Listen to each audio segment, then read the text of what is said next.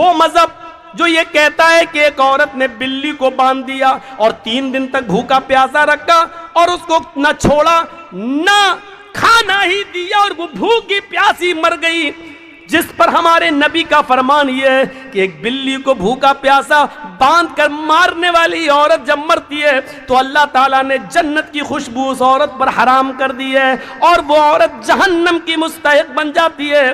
ایک بلی پر ظلم کرنے والی کو ہمارا اسلام جہنم کا حقدار بنا رہا ہے، مستحق بنا رہا ہے، اس کے اوپر جنت کی خوشبو کو حرام کر رہا ہے۔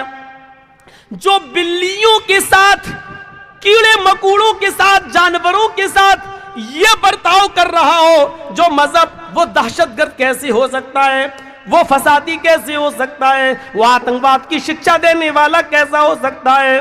وہ عورت جو اپنا جسم بیچتی ہے، وہ عورت جس کو طوائف کہا جاتا ہے ہمارے سماج میں، ہماری سوسائٹی میں، وہ عورت جس کو بری نظر سے دیکھا جاتا ہے ہماری سماج میں، ہماری سوسائٹی میں، جو پیسہ لے کر اپنا جسم بیچتی ہے، وہ عورت جس کو گندی نظر سے دیکھا جاتا ہے ہمارے سماج، ہماری سوسائٹی میں، لیکن وہی عورت راستے میں اپنے کسٹمر ڈھونڈنے کے لیے جاتی ہے، پیسہ لے کر جسم بیچنے کے لیے جاتی ہے، لیکن راستے میں زبان نکالے ہوئے پیاس سے تڑپتے ہوئے کتے کو دیکھتی ہے تو اپنا دوپٹہ کنویں میں ڈال کر اور اس پیاسے کتے کو نچوڑ کر پانی پلا دیتی ہے۔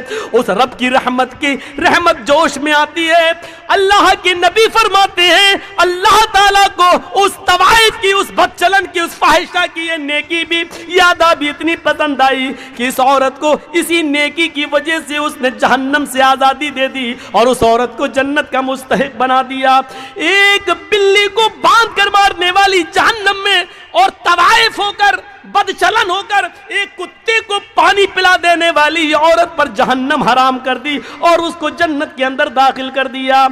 سوچو میڈیا والو، یہ خوبیاں بھی کبھی کبھی لکھ دیا کرو، اسلام کی یہ سچائی بھی بیان کر دیا کرو، شاید رام کی آتما خوش ہو جائے اور تمہارے لیے کچھ اچھا سوچ لے۔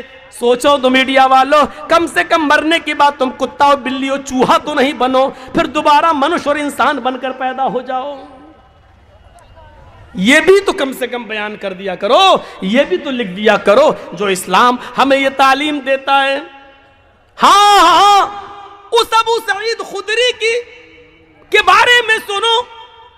ابو سعید خدری جو اللہ کے نبی کی لیٹرین قضاء حاجت کا لوٹا بندنا پکڑے ہوئے ہیں اور جنگل میں چلے جا رہے ہیں، اللہ کے نبی نے کہا لاؤ اب یہ لوٹا مجھے دے دو، اب یہ برتن مجھے دے دو اور تم یہیں بیٹھ جاؤ، میں جنگل میں جاتا ہوں اور لیٹرین سے قضاء حاجت سے فارغ ہو کر آتا ہوں۔ اللہ کے نبی برتن لے کر چلے گئے، اتنی دور نکل گئے کہ کسی کی نظروں کے سامنے نہ آئے اور 2 درختوں کی آڑ میں قضاء حاجت سے فراغت حاصل کرنے لگے۔ ادھر ابو سعید خدری جس پیڑ کے نیچے بیٹھے ہیں، اس پیڑ کے اوپر چڑیا کا ایک گھونسلہ ہے اور اس کے 2 چھوٹے چھوٹے بچے چینچی کر رہے ہیں۔ ابو سعید خدری اس پیڑ پر چڑھتے ہیں اور چڑیا کے وہ 2 چھوٹے چھوٹے بچے ان کو بہت خوبصورت لگتے ہیں، ان 2 چھوٹے چھوٹے بچوں کو لے لیتے ہیں اور اپنی مٹھی میں لے کر نیچے اتر جاتے ہیں۔ تھوڑی دیر کے بعد چڑیا آتی ہے، چڑیا گھونسلے میں دیکھتی ہے کہ میرے بچے نہیں ہیں، لیکن بچے چین کر رہے ہیں۔ چڑیا کے کانوں میں پیڑ کے نیچے بیٹھے ہوئے ابو سعید خدری کے ہاتھوں میں بچے نظر آ جاتے ہیں۔ چڑیا اپنے منہ کا دانا پھینکتی ہے اور چی کرتے ہوئے نیچے آتی ہے اور وہ چڑیا ابو سعید خدری کے سر پہ اپنے پر مار رہی ہے، گویا کہ وہ اپنے بچوں کو لینا چاہتی ہے کہ اے ابو سعید میرے بچوں کو میرے حوالے کر دو، گویا کہ وہ اپنے پروں سے یہ کہہ رہی ہو۔ ادھر سے اللہ کے رسول لیٹرین سے فارغ ہو کے آ رہے ہیں، دیکھتے ہیں کہ چڑیا اپنا پر مار رہی ہے اور اپنے بچے لینا چاہتی ہے اور ادھر ابو سعید خدری ان بچوں کو چھوڑنے کے لیے تیار نہیں ہے۔ یہ منظر دیکھ کر رحمت للعالمین کی آنکھوں میں آنسو آ جاتے ہیں اور کہتے ہیں ابو سعید اس چڑیا کی داستان تم نہیں سمجھ رہے ہو، یہ چڑیا تمہارے سر کے اوپر اڑ کر گردش کر رہی ہے، طواف کر رہی ہے، پر مار رہی ہے، یہ تم سے اپنے بچے مانگ رہی ہے۔ جس طرح ہمیں اپنے بچوں سے پیار ہوتا ہے، ہمیں اپنے بچوں سے محبت ہوتی ہے، ان پرندوں کو بھی اپنے بچوں سے محبت ہوتی ہے۔ ابو سعید تم ان کے بچے چھوڑتے ہیں ابو سعید، چڑیا جھٹ سے اپنی چونچ سے اس بچے کو پکڑتی ہے اور اڑتی ہوئی گھونسلے میں رکھ دیتی ہے، اور پھر دوسرا بچہ لینے آتی ہے۔ ابو سعید نے دوسرا بچہ چھوڑا، وہ چڑیا نے چونچ سے دبایا اور پھر دوسری اپنے بچے کو بھی اسی گھونسلے میں لے گئی۔ ابو سعید خدری کا بیان ہے، چند دنوں کے بعد میں نے سوچا کہ چلیں اسی جگہ پہ چلیں، کچھ دانا لے کر، چڑیا جو کھاتی ہے وہ دانا لے کر چلیں اور گھونسلے میں ڈال دیں۔ لیکن 2-3 دن کے بعد جب ابو سعید خدری اپنے پاس سے کچھ دانا لے کر، چڑیا کی کھانے کی غذا لے کر جب گئے تو کیا دیکھتے ہیں، اب اس جگہ پر چڑیا نہیں ہے، اس کا گھونسلہ بھی نہیں ہے، اس کے بچے بھی نہیں ہے۔ یعنی ان بچوں کی ماں چڑیا نے سوچا کہ اس جگہ پر ہمارے بچے سیف نہیں ہے، کسی نے دیکھ لیا ہے، یہ کہیں لے نہ جائے، تو وہ چڑیا اپنے بچوں کو لے کر کسی سرکشت استھان پہ چلی گئی۔ میرے نبی جناب محمد رسول اللہ صلی اللہ علیہ وسلم ان چھوٹے چھوٹے چڑیوں کے بچوں کی ماں پر ظلم نہیں کر سکے اور ان بچوں کو واپس کروا دیا۔ جس اسلام کی تعلیم یہ رہی ہو، وہ بے قصوروں کو مارنے کی اجازت کیسے دے گا، وہ دہشت گردی کی اجازت کیسے دے گا، وہ کسی کو قتل کرنے کی اجازت کیسے دے گا؟ جھوٹے ہو RSS والو، جھوٹے ہو بی جے پی کے گنڈو جو اسلام کو تم بدنام کر رہے ہو، اور جھوٹے ہو اے میڈیا والو جو تم سرکاری ہڈیوں پر پل کر اور اس طریقے کی خرافاتیں بیان کر رہے ہو۔ جھوٹے ہو تم، جھوٹے ہو تم، اپنے دعوے میں جھوٹے ہو۔ تمہیں پرمیشور ہی نپٹے گا، تمہیں تمہارے رام ہی نپٹیں گے، تم اپنے دھرم کے مطابق تم سچی سزا پاؤ گے۔ اگر تم سچے ہو تو منشیہ بنو گے، اور جھوٹے ہو تو انتظار کرو کہ مرنے کے بعد کتا بلی چوہا بندر نہ بنا دیے جاؤ۔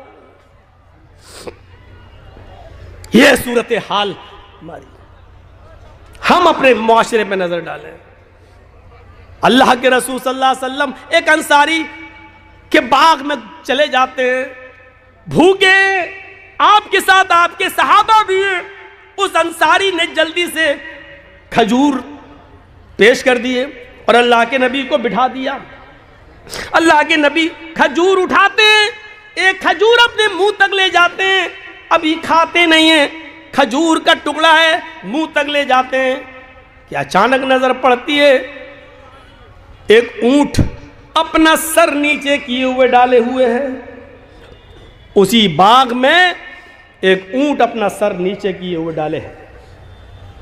اللہ کے رسول نے کھجور رکھ دیا اور اس اونٹ کے پاس چلے گئے۔ جیسے ہی اس اونٹ کے سر پہ اپنا ہاتھ پھیرا، ہوتا ہے آپ لوگ اپنے قربانی کے جانوروں پر ہاتھ پھیرتے ہیں پیار میں، اللہ کے رسول نے جیسے ہی اس اونٹ کے سر پہ اپنا ہاتھ پھیرا، اس اونٹ نے اپنی لمبی گردن اللہ کے رسول کے سینے سے لگا دی اور اس اونٹ کے آنکھوں سے آنسو بہ پڑے۔ اللہ کے رسول صلی اللہ علیہ وسلم کو اس وقت اللہ نے بذریعہ جبرائیل بتا دیا۔ جیسے ہی اونٹ نے آپ نے ہاتھ پھیرا، اونٹ نے اپنا سر نبی کے سینے سے لگا دیا، رونا شروع کر دیا۔ اونٹ کے رونے کو دیکھ کر نبی کا رونا شروع ہو گیا اور اللہ کے رسول نے پوچھا، من رب ھذا الجمل، اس اونٹ کا مالک کون ہے؟ ادھر سے آواز آتی ہے اس انصاری سے، انصاری نے، اللہ کے رسول یہ اونٹ میرا ہے۔ آپ نے کہا ادھر آؤ۔ جی کہیے اللہ کے رسول، کیا بات؟ اس اونٹ نے ابھی مجھ سے یہ شکایت کی ہے کہ اے اللہ کے رسول، میرا مالک بہت ظالم ہے، میں بہت کمزور ہو چکا ہوں، بوڑھا ہو چکا ہوں، میرے اوپر یہ ضرورت سے زیادہ اور میری طاقت سے زیادہ بوجھ میرے اوپر لاد دیتا ہے، مجھ سے میری طاقت سے زیادہ کام لیتا ہے اور کام لینے کے باوجود مجھے پیٹ بھر کے کھانا نہیں کھلاتا ہے۔ جتنی طاقت تم اس اونٹ کے اوپر رکھتے ہو، اللہ رب العالمین اس سے کہیں زیادہ طاقت تمہارے اوپر رکھتا ہے۔ ڈرو اللہ سے۔ ہائے ہائے ہائے، اونٹ کی زبان سمجھنے والے ہمارے آقا، اونٹ کی زبان سمجھنے والے ہمارے نبی، یہ برداشت نہیں کر سکے کہ اس اونٹ کے اوپر اس کی طاقت سے زیادہ سامان لادا جائے اور پھر پیٹ بھر کے اس کو کھانا نہ کھلایا جائے۔ اس انصاری نے کہا اللہ کے رسول، اس اونٹ نے جو کچھ بھی کہا ایک ایک لفظ سچا ہے، اور میں وعدہ کرتا ہوں کہ آج کے بعد آپ کو شکایت کا کوئی موقع نہیں ملے گا۔ آپ نے کہا میں اس وقت تک تمہارے کھجور نہیں کھاؤں گا جب تک کہ میرے آنکھوں کے سامنے اس اونٹ کا پیٹ نہ بھر دو، اس کو پورا پیٹ بھر کے کھانا نہ کھلا دو۔ ہمارا وہ نبی جو اونٹ کی بھوک برداشت نہ کر سکے، وہ غریبوں، یتیموں، مسکینوں، بیواؤں، پسماندوں اور کمزوروں کو بھوکا مرتے ہوئے کیسے دیکھ سکتا ہے؟ یہ رحمت ہے جناب محمد رسول اللہ کی، اور اسلام کی خصوصیت ہے اس رحمت سے سبق حاصل کرو۔ قرآن چیخ چیخ کر کہتا ہے یا ایھا الذین آمنوا ادخلوا فی السلم کافہ، اے ایمانوں والو تم اسلام کے اندر پورے کے پورے داخل ہو جاؤ۔ ہمارے رویے بتا رہے ہیں کہ ہم اسلام کے اندر پورے کے پورے داخل نہیں ہیں۔